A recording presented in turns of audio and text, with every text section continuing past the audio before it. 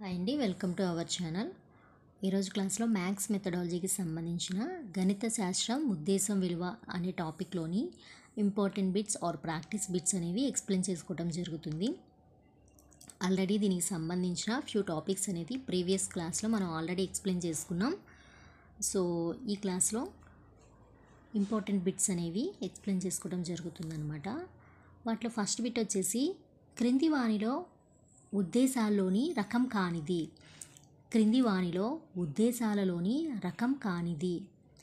First option సాధారణ ఉద్దేశం, second option అసాధారణ ఉద్దేశం, థర్డ్ వన్ తక్షణ ఉద్దేశం, ఫోర్త్ వన్ నిర్దిష్ట ఉద్దేశం. క్రింది వానిలో ఉద్దేశంలో రకం కానిది అంటే ఉద్దేశంలో ఈ రకం అనేది లేదు. ఏ రకం లేదు ఉద్దేశంలో రకం? సాధారణ ఉద్దేశం, తక్షణ ఉద్దేశం, నిర్దిష్ట ఉద్దేశాలు ఉన్నాయి కానీ అసాధారణ ఉద్దేశం అనేది లేదు. కాబట్టి ఈ క్రింది వానిలో ఉద్దేశంలో ఈ రకం లేదు అంటే ఇది కాదు. సో కరెక్ట్ ఆన్సర్ అసాధారణ ఉద్దేశం. Next one science of all sciences అని పిలువబడే శాస్త్రం. సైన్స్ ఆఫ్ ఆల్ సైన్సెస్ అని పిలువబడే శాస్త్రం. ఫస్ట్ ఆప్షన్ సాంఘిక శాస్త్రం, second one Telugu, third one విజ్ఞాన శాస్త్రం, ఫోర్త్ గణిత శాస్త్రం. So science of all sciences అని పిలువబడే శాస్త్రం వచ్చేసి గణిత శాస్త్రం. నెక్స్ట్ వన్ క్రింది వానిలో గణిత ఉద్దేశాల లక్షణం కానిది. క్రింది వానిలో గణిత ఉద్దేశాల లక్షణం కానిది. ఫస్ట్ వన్ కోరికలను ప్రకటించవు, సెకండ్ వన్ గణిత విద్యా దిశలను సూచిస్తాయి, నెక్స్ట్ అభిలాషించిన దిశలో విద్యా ప్రగతిని సాధించగలం, ఫోర్త్ వన్ సరైన ప్రవర్తన మార్పులు అభ్యసనలో రావటానికి దోహదం చేస్తాయి.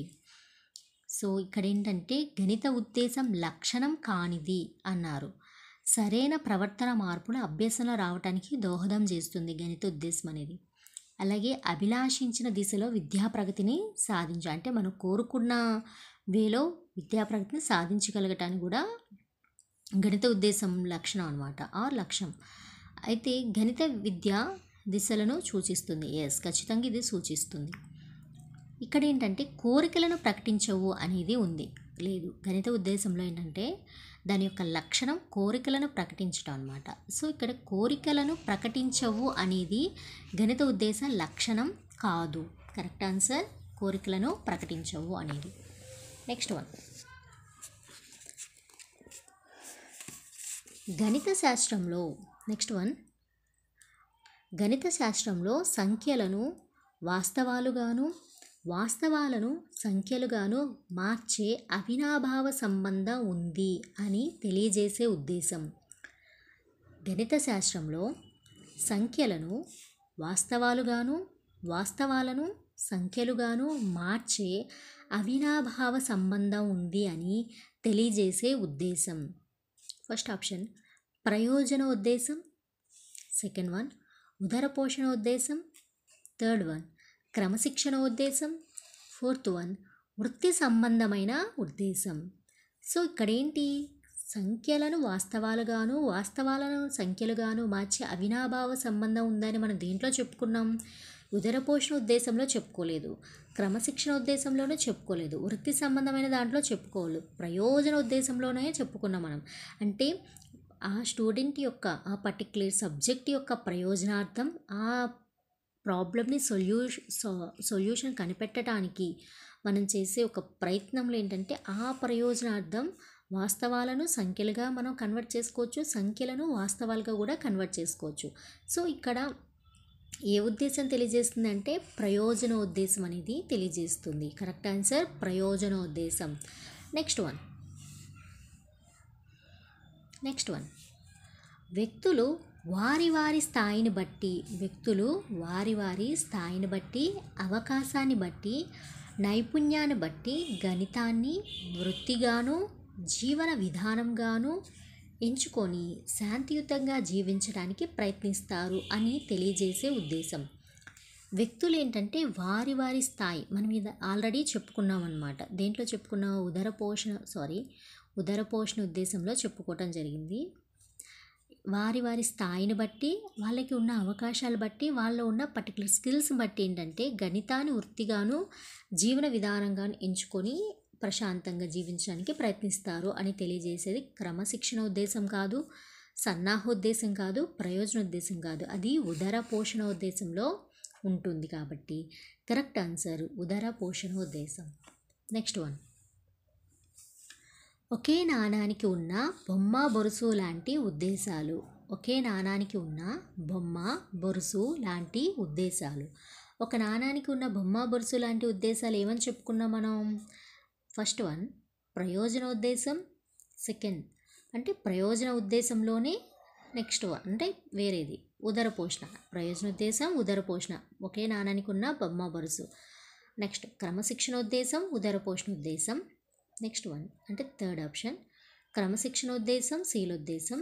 ఫోర్త్ వన్ సాంస్కృతికోద్దేశం, శీలోద్దేశం. ఒకే నాణానికి ఉన్న బొమ్మ బొరుసు ఏంటంటే ప్రయోజనోద్దేశం, ఉదర పోషణ ఉద్దేశం అని మనం క్లాస్లో చెప్పుకోవటం జరిగింది. సో కరెక్ట్ ఆన్సర్ ప్రయోజనోద్దేశం, ఉదర పోషణ ఉద్దేశం. నెక్స్ట్ వన్, ఒక వ్యక్తి దేనిని మొదలు, మధ్యలో, తుదిగా చెయ్యాలో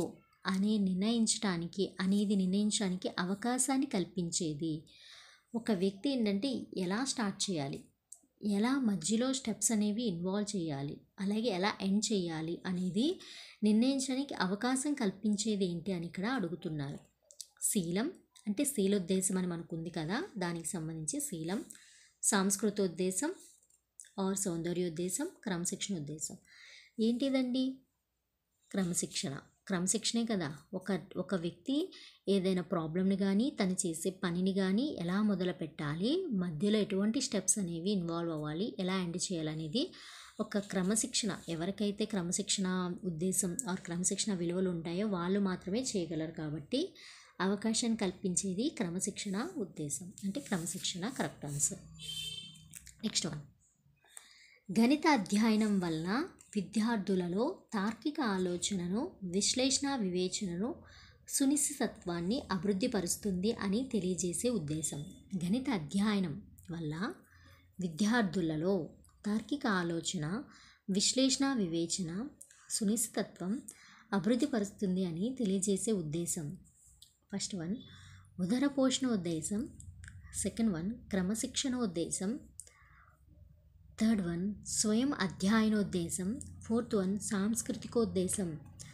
గణిత అధ్యాయం వల్ల విద్యార్థుల తార్కిక ఆలోచన, విశ్లేషణ, సునిశ్చితత్వం అభివృద్ధిపరుస్తుందని తెలియజేసే ఉద్దేశం ఏంటంటే ఉదర పోషణ ఉద్దేశం కాదు, స్వయం అధ్యయనోద్దేశం కాదు, సాంస్కృతికోద్దేశం కాదు, క్రమశిక్షణోద్దేశం అనేది కరెక్ట్ ఆన్సర్. నెక్స్ట్ వన్, గణిత అభ్యాసనం వల్ల విద్యార్థి తన పనులను స్వయంగా నియమానుసారం సకాలంలో పూర్తి చేయగలుగుతాడు అని తెలియజేసే ఉద్దేశం. గణిత అభ్యాసనం వల్ల విద్యార్థి తన పనులను స్వయంగా నియమానుసారం సకాలంలో పూర్తి చేయగలుగుతాడు అని తెలియజేసే ఉద్దేశం ఏంటి అని అంటున్నారు. ఫస్ట్ వన్ క్రమశిక్షణ ఉద్దేశం, సెకండ్ ఉదర పోషణ ఉద్దేశం, థర్డ్ సాంస్కృతికోద్దేశం, ఫోర్త్ శీలోద్దేశం. ఏంటిదండి కరెక్ట్ ఆన్సర్? క్రమశిక్షణ ఉద్దేశం. క్రమశిక్షణ ఉన్న విద్యార్థి తన పనులు తాను స్వయంగా నియమానుసారం సకాలంలో పూర్తి చేయగలుగుతాడు. కరెక్ట్ ఆన్సర్ క్రమశిక్షణ ఉద్దేశం. నెక్స్ట్ వన్ గణిత జ్ఞానం ఏ వృత్తిని ఎన్నుకున్నా, ఏ కళను వృత్తిగా స్వీకరించినా పునాదిగా ఉండి సర్వతోముఖాభివృద్ధికి తోడ్పడుతుంది అని తెలియజేసే ఉద్దేశం. గణిత జ్ఞానం ఏ వృత్తిని ఎన్నుకున్నా, ఏ కళను వృత్తిగా స్వీకరించినా పునాదిగా ఉండి సర్వతోముఖాభివృద్ధికి తోడ్పడుతుంది అని తెలియజేసే ఉద్దేశం ఏంటి అంటున్నారు.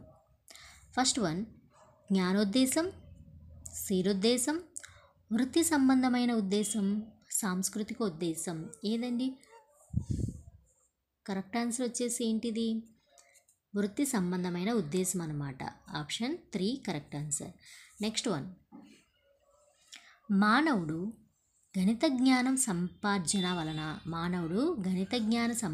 వలన తాను సుఖపడుతూ ఇతరులకు కూడా సహాయం చేయగలుగుతాడు అని తెలియజేసే ఉద్దేశం. ఫస్ట్ వన్ సాంస్కృతికోద్దేశం, సెకండ్ వన్ జ్ఞానోద్దేశం, థర్డ్ వన్ సన్నాహోద్దేశం, ఫోర్త్ వన్ క్రమశిక్షణోద్దేశం. సో ఇక్కడ ఏంటంటే మానవుడు గణిత జ్ఞాన సంపార్జన వల్ల అన్నాడు. అక్కడ ఏం జరుగుతుంది? జ్ఞాన సంపార్జన అనేది వచ్చింది. సో ఇక్కడ ఏ ఉద్దేశం అవుతుంది? జ్ఞానోద్దేశం అనేది కరెక్ట్ ఆన్సర్ అవుతుంది. కరెక్ట్ ఆన్సర్ జ్ఞానోద్దేశం. నెక్స్ట్ వన్ ఒక వ్యక్తి ఇతరులతో కలిసినప్పుడు తాను ప్రవర్తించే ప్రవర్తనావళి ఆర్ ప్రవర్తన శైలి అనేది కూడా మనం చెప్పుకోవచ్చు అన్నమాట. ఒక వ్యక్తి ఇతరులతో కలిసినప్పుడు తాను ప్రవర్తించే ప్రవర్తనావళి ఆర్ ప్రవర్తన శైలి అనేది ఏంటని అడుగుతున్నారు. ఫస్ట్ ఆప్షన్ క్రమశిక్షణ, సెకండ్ సంస్కృతి, థర్డ్ శీలం, ఫోర్త్ విజ్ఞానం. ప్రవర్తన అనేది దేంట్లో వచ్చిందండి? మనకి శీలోద్దేశంలో వచ్చింది. సో అదేమవుతుంది అప్పుడు? శీలం. ఒక వ్యక్తి ఇతరులతో కలిసినప్పుడు తాను ప్రవర్తించే ప్రవర్తన శైలి క్రమశిక్షణ అవ్వదు, సంస్కృతి అవ్వదు, విజ్ఞానం అవ్వదు. శీలోద్దేశంలో ఇది మనకి ఈ టాపిక్ వచ్చింది కాబట్టి అక్కడ ఏంటంటే తను ప్రవర్తించే ప్రవర్తన శైలి అనేది ఇతరులతో కలిసి తను ఉన్నప్పుడు తను ఎలా ప్రవర్తిస్తున్నాడు అనేది శీలోద్దేశంలో భాగం అనమాట. సో దేంట్లోకి వస్తుంది? అది శీలం. తను ప్రవర్తించే ప్రవర్తన వల్ల అనేది శీలం అనమాట. ఒక వ్యక్తి శీలంలో మార్పుపై ప్రభావాన్ని చూపేవి. ఇక్కడ శీలం అంటే ప్రవర్తన శైలి అని మనం గుర్తుంచుకోవాలి. ఓకేనా? ఇక్కడ ఏంటంటే ఒక వ్యక్తి శీలంలో మార్పుపై ప్రభావాన్ని చూపేవి. శీలం అంటే ప్రవర్తన ఆర్ ప్రవర్తన శైలి అని గుర్తుంచుకోవాలి. ఫస్ట్ వన్ పరిసరాలు, ఆప్షన్ బి కుటుంబ వ్యవస్థ, సి స్నేహాలు. ఒక వ్యక్తి శీలంపై ఆర్ శీలంలో మార్పుపై ప్రభావాన్ని చూపేవి ఏంటి అంటే ఇక్కడ ఫస్ట్ ఆప్షన్ అన్నమాట. పరిసరాలు, అలాగే కుటుంబ వ్యవస్థ, స్నేహం. ఇవన్నీ కూడా ఏంటంటే ఒక వ్యక్తి శీలంలో మార్పుపై ప్రభావాన్ని చూపిస్తాయి కాబట్టి కరెక్ట్ ఆన్సర్ వచ్చేసేసి పరిసరాలు అనేవి కరెక్ట్ ఆన్సర్. సో ఇక్కడితో మనం కొన్ని బిట్స్ అనేవి ఎక్స్ప్లెయిన్ చేసుకున్నాం. రిమైనింగ్ బిట్స్ అనేవి నెక్స్ట్ క్లాస్లో ఎక్స్ప్లెయిన్ చేసుకున్నాం. Thank you.